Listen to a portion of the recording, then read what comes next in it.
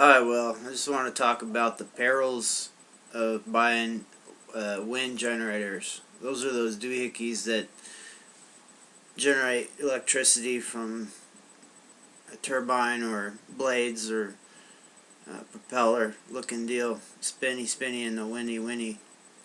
Uh, so I ordered a nice looking unit off of eBay, but then I cautioned the seller, hey,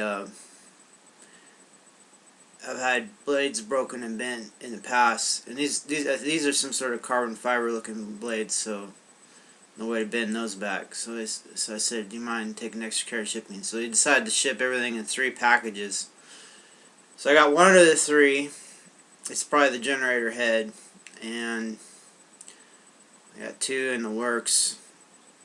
And the way the shipping is out here in the boonies, they won't ship it to your house. You have to go to the post office and get it, and they get aggravated. Some of the folks there get aggravated if they have to go the extra mile, and so it's a diplomatic effort to get conventional services, if you know what I mean.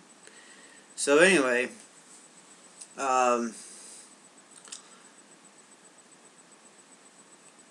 Wind generation is an art. It's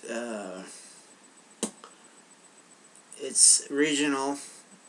It's elevation specific. So and of course the seasons and things like that. Here where I live, every time there's a vast temperature change differential, the winds pick up, and I think one scientist was saying that the winds don't blow, they suck. So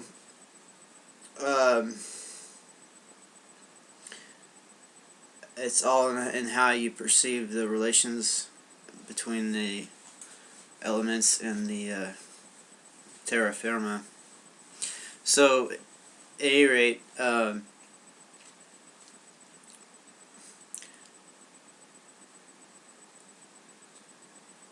right now I'm in Pacific Northwest. We have a problem with getting enough sunlight because overcast conditions, fog, rain, snow, occasional ash cloud from burning forest fires, and once in the blue season moon era and a volcano erupts. That was before my time, more or less, or 1980. That's about how many years ago? Mount St. Helens. So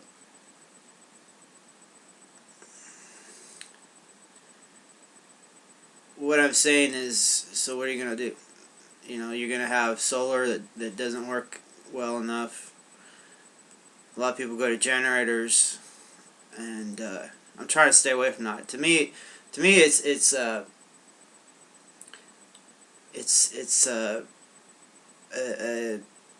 admitting that you don't have any other means, and once you admit that, then you give up looking. So I do have generators. I have yet to use them, and which is actually a bad idea because they'll deteriorate if you don't keep those seals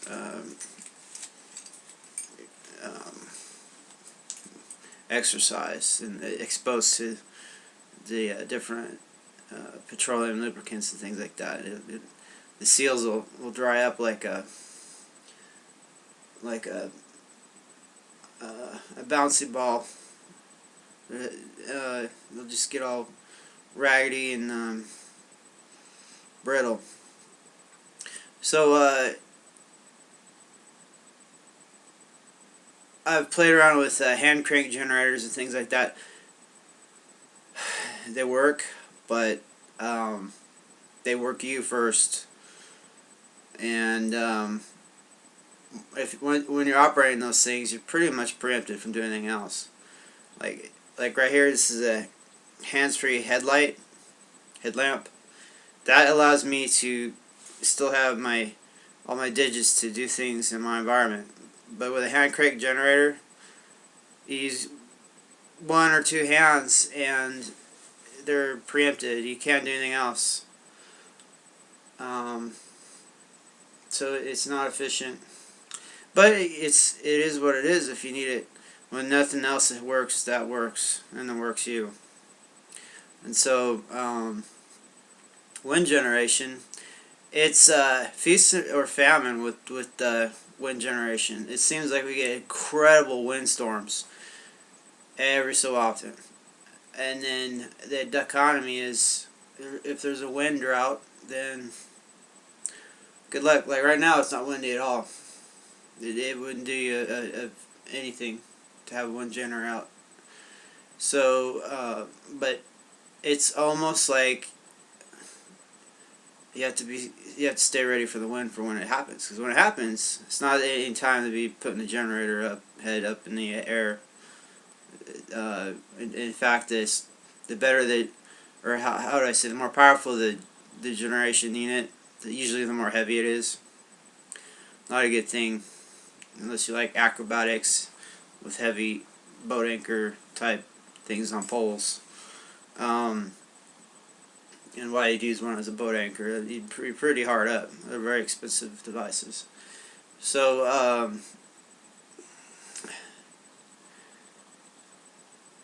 it's like rain, actually. When it rains, nothing's going to stop the rain, right? And you got to have your buckets and your containers and your implements and devices ready to collect that rain when it's there. Not the day of. You want to be ready ahead of. So ahead of the game. And that's like that with wind generation. So you want your tower and everything set up, and you need to have it, if it's not a tower, some kind of base, and you have to have it set up so even the strongest windstorm you could imagine, plus some, it's not going to knock over. Because once a wind generator knocks over, you're going to have broken blades, you're going to have bent axials, you're going to have pretty much almost something that probably won't be able to salvage, except at great expense. And so, you want to do it right the first time.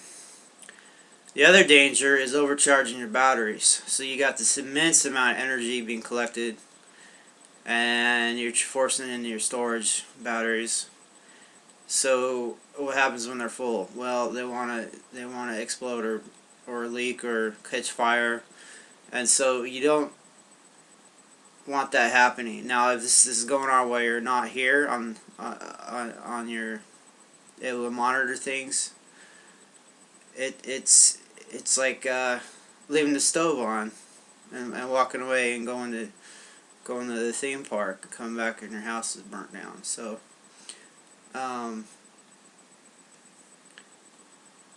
you don't want that sort of deal. So you have to have probably at least, I would say, 3 backups to an overcharge situation, where they have a over voltage shunt, or not shunt, diverter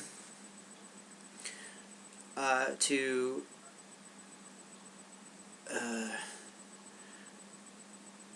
reroute all that excess energy you can't store safely into usually a dump load, which is basically a heater, a space heater looking deal, a resistor. And that could be in water, and if it's in water, that's another factor. You have enough water in there? Did the water dry up? You know, did the water get contaminated? Does it have algae and frogs and, you know what I'm saying, some weird things growing in there? The other thing is it could be just an air resistor, but usually those don't cool as fast as a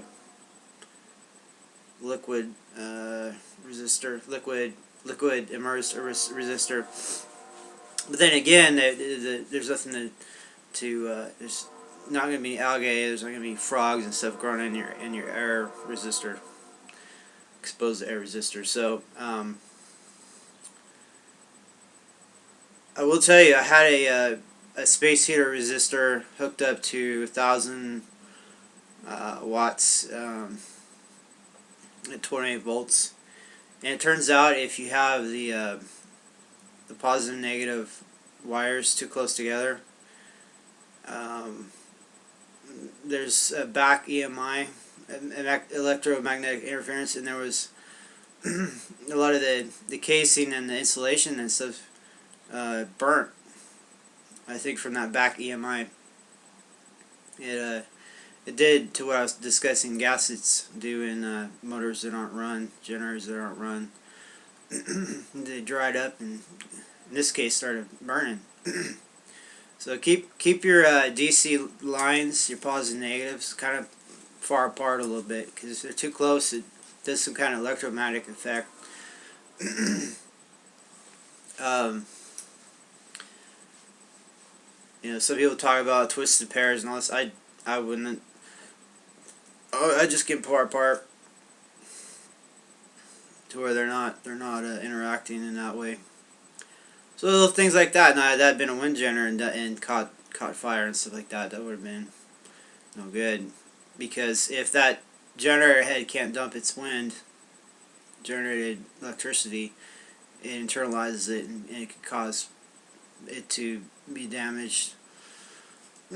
Now, some of your wind generators, the well-designed ones, have a way of, if the wind is too powerful, to go ski-wise or otherwise fold up on themselves or move up, move down, or left or right, to where they're not going to collect the wind. That's what this one I bought. It was made for sailboats, and so it had nautical grade, like stainless steel implements and things like that, which I appreciate. But it's old. It's an old one, and I don't know if it's complete.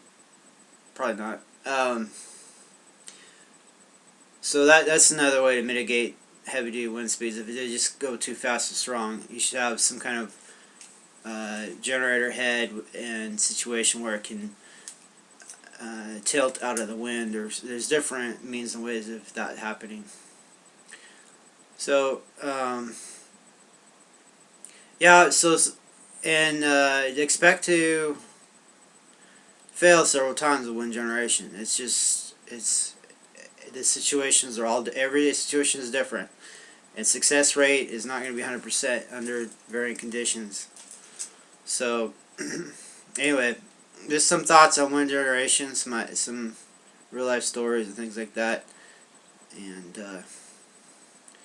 yeah, I guess the other thing I would say is you have the option of AC or DC heads. The AC, I believe, are alternators. The generators are, of course, generators.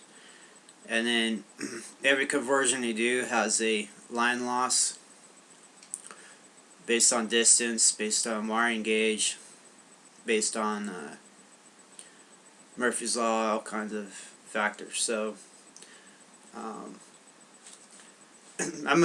this particular generator head, I believe, is DC. So it's simpler, but it's going to be less forgiving of distance and things like that. So I'll see what I have.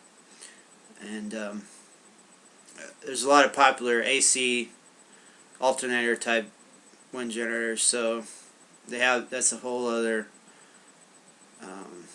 complication. But if you can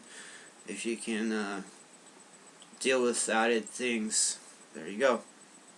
So anyway, just some thoughts, maybe learned something. And anyway, I gotta cut this off. I'm a busy guy. Talk to you later. It's the Military Industrial Museum.